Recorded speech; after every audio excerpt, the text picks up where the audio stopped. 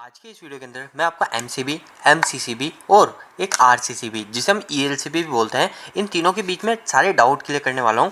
तो दोस्तों मेरे सामने तीनों डिवाइस है, एमसीबी भी है। इनका पूरा नाम जान लेते हैं दोस्तों। तो मैंने यहाँ लिख रखा है, एमसी को बोलते हैं मिनिएचर सर्किट ब्रेकर, एमसीसीबी को बोलते हैं मॉड्यूल के सर्किट ब्रेकर और आरसीसीबी ये आरसीसीबी है। इनका फंक्शन क्या है और इनमें डिफरेंस क्या है वो आपको इस वीडियो के अंदर आगे पता चलेगा।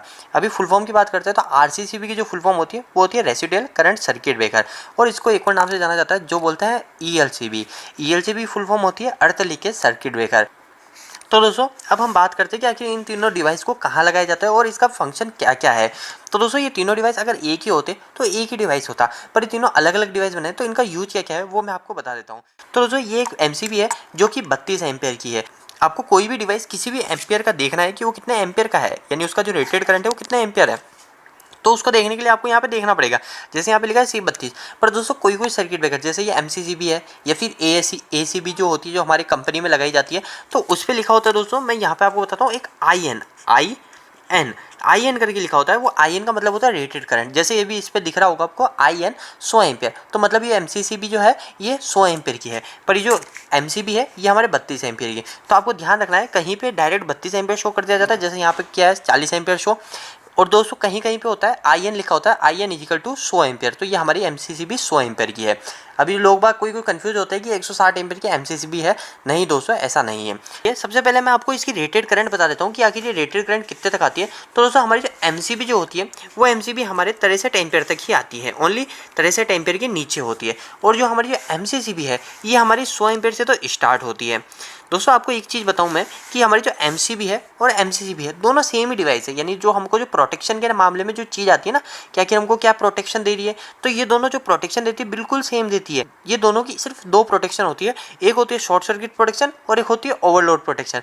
तो इसके अलावा ये दोनों कोई प्रोटेक्शन नहीं देती, तो ये दोनों की सेम प्रोटेक्शन होती है। बस इसका जो डिफरेंस होता है वो डिफरेंस होता है इसके करंट का, यानी इसका जो रेटेड करंट होता है, जो एमसीबी होती है वो छोटे उपकरणों में लगाई जाती है, जैसे 63 एम्पियर के नीचे आती है, और जो एमसीसीबी होती है वो 100 एम्पियर से स्टार्ट होती है और जाती है हमारी 1000 एम्पियर तक।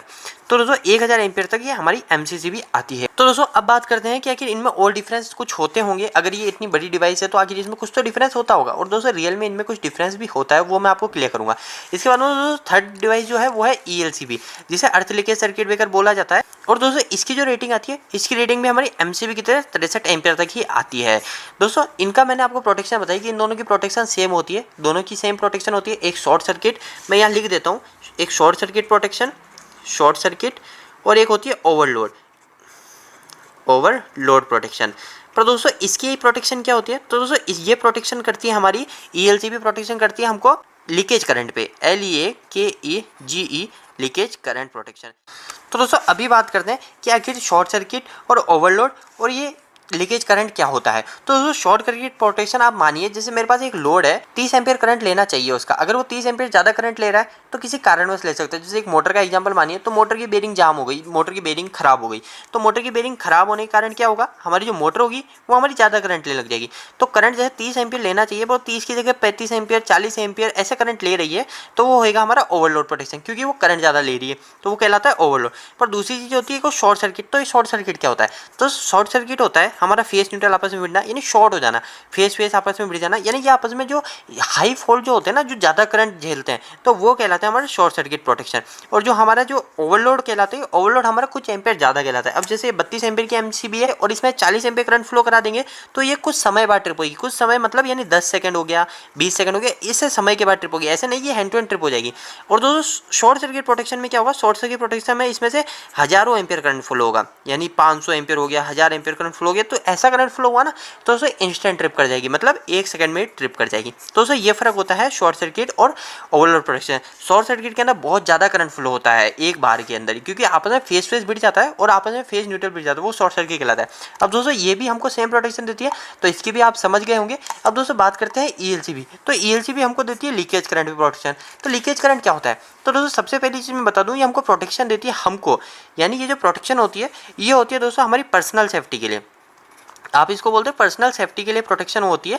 अगर आपसे कोई पूछे कि हमारी ईएलसीबी काम क्या करती है, तो दोस्तों ये हम लगाते हैं हमारी पर्सनल सेफ्टी के लिए। पर्सनल सेफ्टी मतलब ये जो हमारे दोनों डिवाइस है ये हमारे उपकरण की सेफ्टी करती है, यानी हमारे जो इलेक्ट्रिकल के इक्विपमेंट है जैसे मोटर हुई या एलईडी बल्ब, यानी जितने भी उपकरण है उनकी सेफ्टी करता है। पर हमारे जो ईएलसीबी है ये हमारी पर्सनल सेफ्टी करता है। ये किस तरीके से करता है, जैसे ये ईएलसीबी से 2 वायर निकलते हैं। मैं आपको शॉर्ट कट में बता रहा हूँ। जैसे एक ईएलसीबी लगा रखी है मैंने यहाँ पे, और इस ईएलसीबी से 2 इनपुट आ रहे हैं सप्लाई और 2 आउटपुट निकल रही है। अब दोनों आउटपुट निकलने के बाद यहाँ पे एक मैंने लोड कनेक्ट कर रखा है।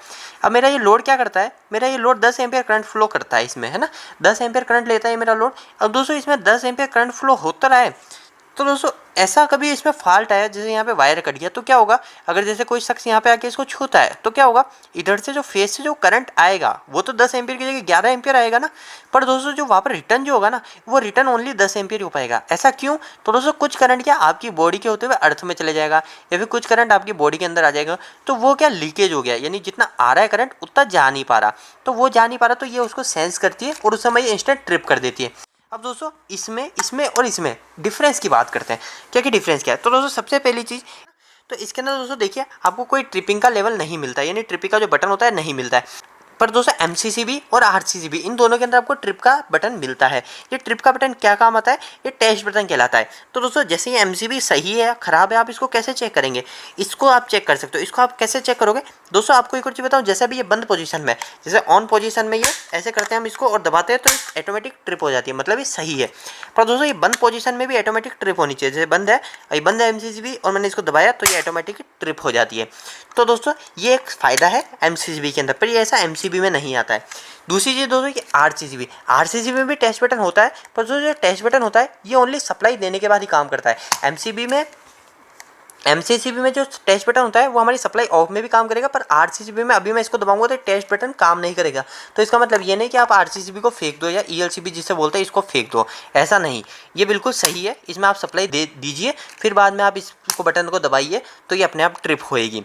दूसरी चीज़ दोस्तों इसके अंदर और इसमें क्या फ़र्क होता है, अब मैंने आपको बोला था स्टार्टिंग में कि एमसीबी और एमसीसीबी तो सेम ही चीज़ हो गई। तो दोस्तों इसके अंदर भी दोनों में कुछ डिफरेंस होता है।